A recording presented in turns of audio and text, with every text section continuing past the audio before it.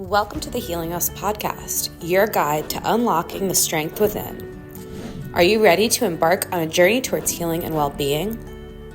The ultimate destination for mental health and addiction recovery awaits. We're talking stories of hope, different approaches to healing, and so much more. At Healing Us, we believe in the power of a connected community. Our facilities are located throughout New Jersey and Southwest Florida. We provide a long-term safe haven for anyone looking to achieve lifelong happiness. We invite you to join us, along with countless others, as we explore this journey together. Together, we can overcome any challenges and embrace a future filled with healing, hope, and happiness. Join us. I am here today with Jessica Goense. She is our women's house manager. Jessica has had her own journey through addiction in the last half of her life. She's got about 6 months in recovery. We're so proud of her. She is a mother. She is an accomplished professional. She's got a lot going on, and she's going to share today a little bit about her journey, her story, and then we're going to talk about love and relationships in addiction and in mental health and how challenging they are to navigate in each of their components. So welcome, Jess. Thanks for coming on. Thank you so much for having me. Awesome. So tell us a little bit about how you got here. How did you end up at CFC? Okay, it's actually a really funny story. I have this time around a really great support system. I identify her as my mother-in-law. My fiance, I call him my fiance, but passed away, and his mother stayed in my life. I call her Mare Bear, and she's just the most amazing person. Honestly, I know she never gave up on me. And she kept talking about this program, CFC. She mentioned it time and time again. And she always wanted me to come here. And I was very hesitant, especially early recovery. You don't really want to, you don't really want to hear anything. I was very closed off, very isolated. But finally, I opened up to the idea, and push comes to shove, here I am today. And it was honestly one of the best decisions I've ever made for myself, because this is truly unlike any program I've ever been into. And I've been into so many. I've done short-term, I've done long-term, I've done therapeutic communities, just so many. And CFC is unlike any. Well, I'm so happy you found your way here. And obviously, just your journey is your story, and it's incredible. And I'm glad somebody passed our pamphlet your way and you were able to get here. So tell us a little bit, bring us back to where your wrong turn went, and kind of how you ended up in the spirals of addiction. Sure. So I definitely didn't have like your typical childhood, I would say. There was definitely some internal struggle within my family with addiction. Also, I know that my parents and my family, they did the best they could with what they had. And I definitely struggled as a child. I was extremely rebellious. I followed the beat of my own drum. I got into a lot of problems as a youth. I got kicked out of high school. I went to alternative school. And was one of your parents like an addiction, or? Yes, okay. My mom definitely struggled. A lot of times we see that, right? Like, because if it's in the home, it's also genetic to an extent, or there's conversations that it's genetic. So, it's a very common thing. Yeah, it was just really hard. And I definitely, I used to have a lot of resentment towards her, and I used to place a lot of blame on her. But honestly, I know that she was never given the gift of recovery. And I know that, again, like she did struggle, and she did the best she could. And there was, also even on my father's side, he grew up in a really tough environment. He was never shown any love or compassion. There was a lot of physical abuse that he endured as a child. So growing up in my family, because of it, I really did whatever I wanted to do. There was never no structure. There was never rules or regulations. I remember very early on going to friends' houses and, having sleepovers, or they were sitting down for dinners, and it was almost uncomfortable doing such normal things. And I remember they'd tell me to call my parents and ask permission, and I was almost confused, like ask permission for what? Anyway, that being said, it's kind of hard being that young and kind of making up your own rules because I think I was just led astray. And I really did need some kind of guidance. And I don't think I really was provided that as much. So I really did act out. And I think I identify now the reason why I acted out so much is any attention is better than no attention at all type deal. So I also went through a lot as a child. I was sexually abused by someone that was a father figure to me. And I knew in that moment I knew how much it damaged me, and I didn't want his daughter, who was my best friend, to be affected. So I lived with it. I internalized it. I never talked about it. And I just had a lot of pain. I had a lot of pain, and I sat with that pain. And I always was around older people, the wrong crowd. And one thing led to another. I was 15 years old. I was always out of my house. I never really lived in my house per se. I was always out doing other things. And I was in a relationship, and that person at the age of 15 introduced me to heroin. And it was off to the races. I didn't feel that pain anymore. It filled that void. I wasn't hurt by people that have harmed me. It really just, all the torment that I went through, it numbs me. It completely numbs me. And that's where to start. And I think that's, your story is so incredible. Thank you for sharing that. And I'm sure a lot of people can resonate with it as well.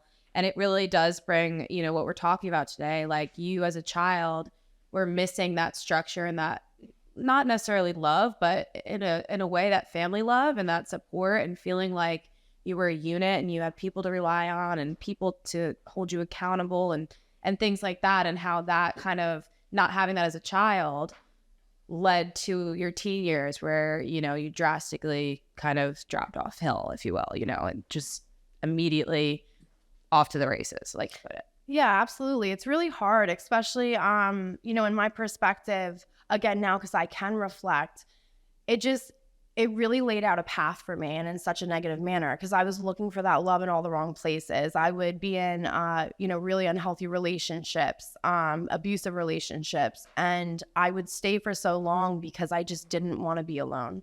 And again, it was that attention. Right. And I would accept any kind of attention, because again, attention was better than nothing at all. And you were craving that love. Absolutely. Yeah, that's amazing. So what happened after, your introduction? Again, off to the races. For me, I knew I was an addict the first time I picked up the drug. It wasn't a slow introduction. It was the first time I used was literally I went down a spiral. I never stopped. It progressed to a manner so fast. It was almost, it was just scary. I lost myself so quickly. It wasn't even a progression. It was a swan dive. So in retrospect, what would you, say to a parent of somebody that, parents that have a rebellious daughter that are scared of her going down the wrong path or meeting the wrong person? Like, what advice would you give them to guide her back, if you will, or him or her? I think oftentimes children that are rebellious are misunderstood. I think that oftentimes when you have someone that struggles with behavioral issues, there's secondary emotions, right? So underneath anger, underneath rage, underneath what seems to be a child who is very negative, there might be pain, and there might be hurt, and there might be some underlying issues where you don't know if there was something underlying that happened. So I would say ask questions.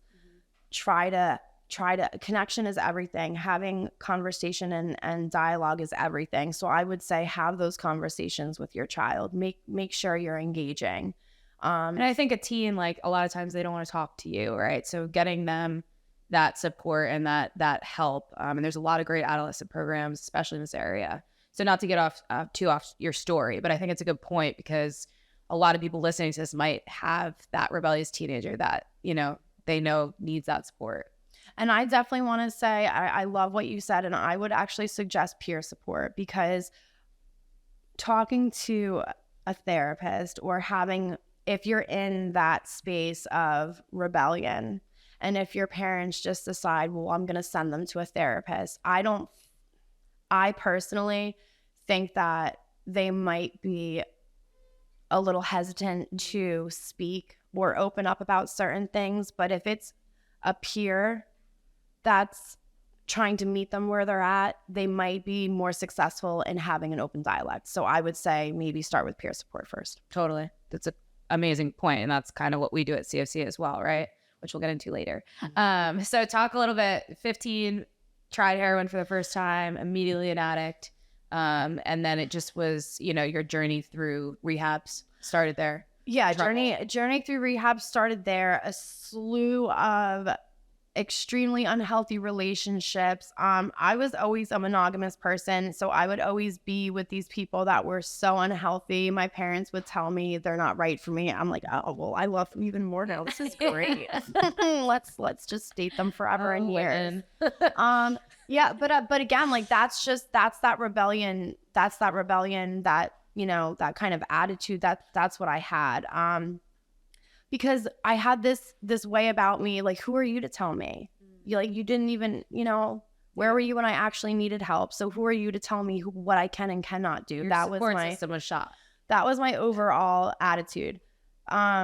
School was really, really rough for me. And which is really interesting because I love school. I'm actually like a great scholar. I guess we'll get to this, but I attended college, 3.4 GPA. I love learning. I'm like a closet nerd.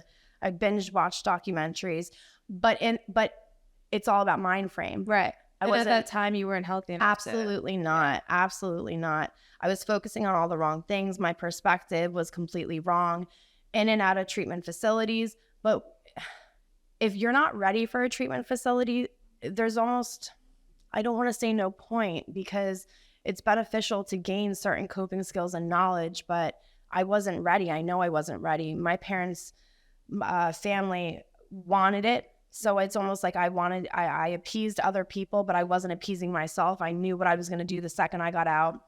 Multiple arrests. I sit here today, multiple time convicted felon, second term drug court, which I'm currently in the process of doing as I sit here. Like I said, therapeutic communities. Like, I scrubbed my shadow with a toothbrush for 6 hours. I've been in and out of jail numerous times and been in a lot of really horrible situations that I put myself into, hung out with really awful people. Like, my addiction has really led me into some pretty dark places, and I don't regret anything though. But all of that happened, in the last 15 years. Yes. So dark times. Yes. Obviously you ended up in a lot of legal issues. Yes. It's an important, I think people have such stereotypes about, people that struggle with substance abuse disorder and end up in jail, and people that don't have a relation to it assume, oh, that's where, you belong, or that's where you should have gone. You shouldn't be on the streets. But it's like, think about that little girl that just grew up in the home that struggled to find love, and that's where she ended up. So it all comes back to our roots and our communities at the forefront, and our relationships as a child, right? So through rehabs, how'd you get to Ocean County Drug Court and CFC? How'd you get here? Okay, well, that's a funny story. So I was kicked out of my first program. And it's important for me to say this out loud, because I just want to show people that this is very much so possible, and like, it's all about like progress, right? So I was kicked out of the first facility that I was in for behavioral issues because you couldn't tell me nothing. But back to jail until I found another treatment placement.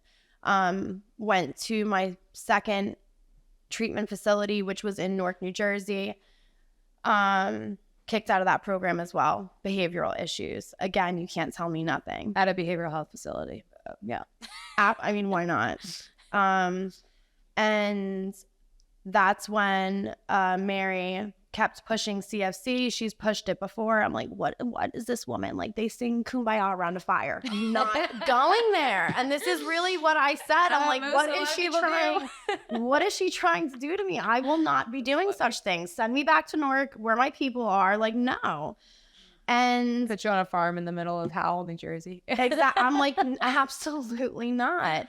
And I kept getting the phone call while being incarcerated that they had a bed. They were so willing with open arms to accept me, even amid me being incarcerated.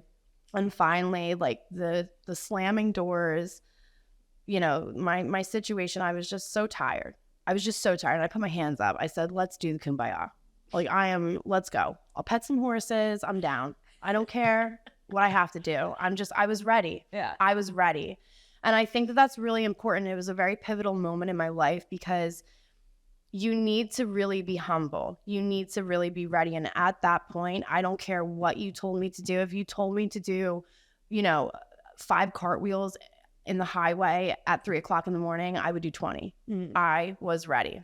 I think that's an important topic too, though, because at CFC, that rock bottom might be too late for somebody. And that might be that one last drug they take and they pass away. So it's a very important part to, yes, be in the right mindset and be ready for it. But we firmly believe as well to bring, instead of hitting rock bottom, bringing the bottom up. So that, working with the family to make boundaries, making their people using, making their lives more challenging so they want that recovery quicker. So we want, we don't want them to hit rock bottom all the time. We want their mindset to shift enough to get them to that clinical space so that we can get them the therapy that's needed, and then they can, hopefully see the light at the end of the tunnel. But it's, a miracle you made it that far, right? Because how many times could you have not made it that far? A lot. So that's important to note too, because not everybody's ready, and it's like, it's a hard thing. So you don't want them to just keep using until they feel ready, because then it might be too late sometimes. Especially nowadays with the fentanyl and with everything synthetic that's out there, you really don't know what you're getting. It is extremely scary.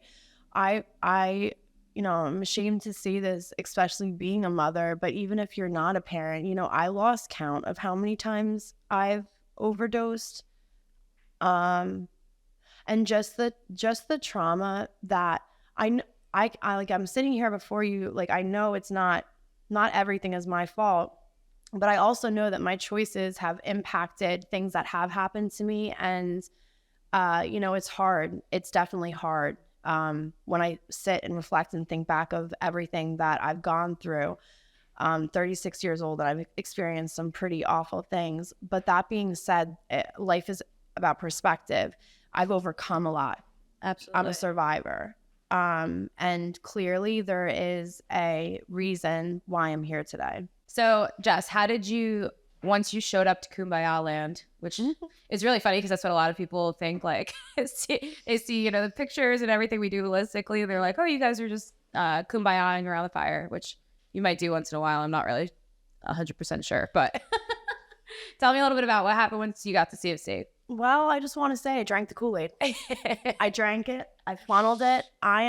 This program, I think what I love about it so much, and well, I'll talk a little bit about when I first got here. When I first got here,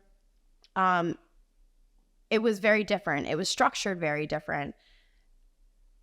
I wasn't so used to the power of choice. I was very much used to everything almost being so structured that I wasn't able to be an individual. It was almost like you wake up at this time, you do this, you do that. This is what meeting you're going to today. Not these are the meetings that we have available. What do you like? What are your passions? What are your goals?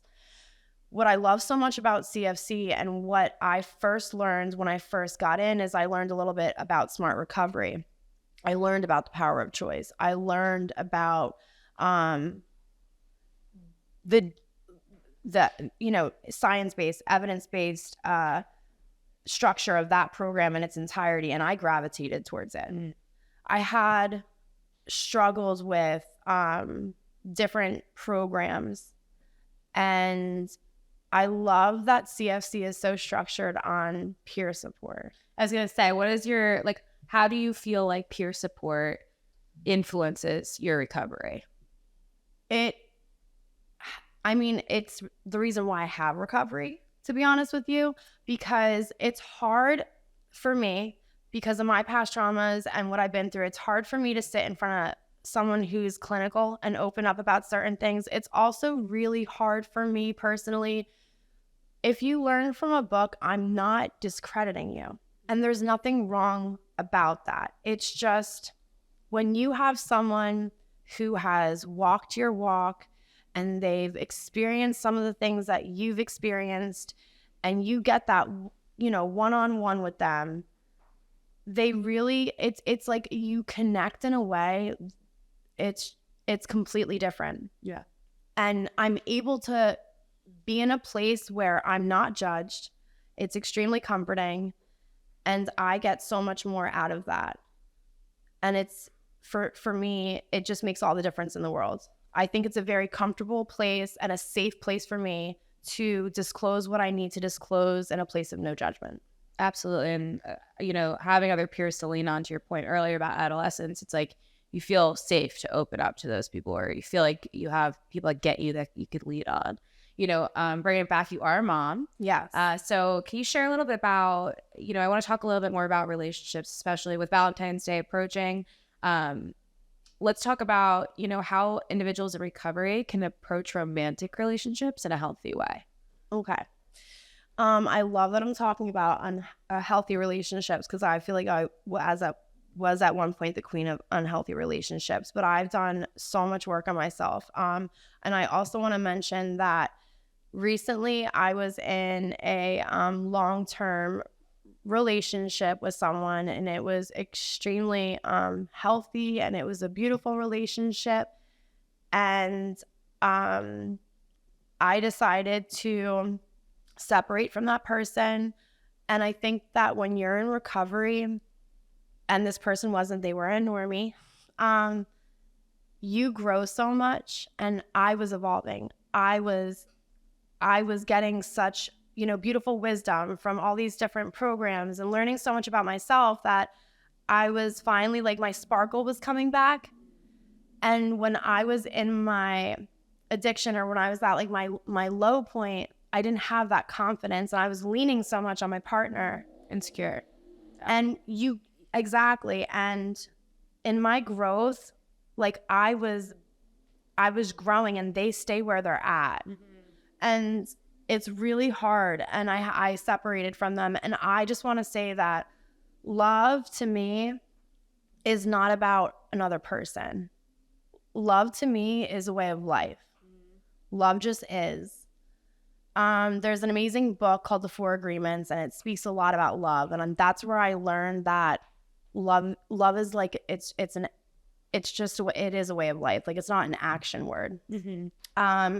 That being said, holidays, Valentine's Day, it can be really hard, but I view love as more internal. So for me, it's not so much about expressing it towards a partner. It's more about, how can I celebrate myself and show myself that love and that respect of, look at how much you've been through, like, and celebrate myself on that day. That's amazing. And I think self-love is the root of all healthy relationships. It really is. That goes without saying. What advice would you give? Because when people first come out of treatment, I think they're really scared.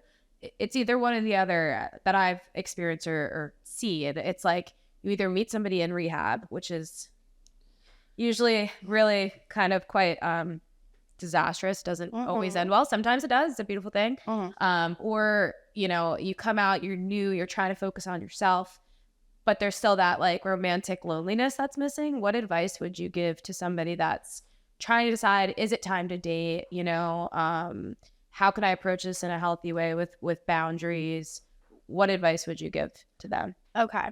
What I would say is when you're coming out of treatment, you're still gaining your structure. You're still gaining your foundation. There's still so much more that you need to learn, not about life, but about yourself. And I would just make sure that that person asks themselves, how are you going to love someone else if you still are struggling loving yourself? You can't give away something if you don't have it for yourself yet. Also, I would make sure that they understand your priorities will shift. A relationship is very taxing. I've seen it happen too, especially being the house manager.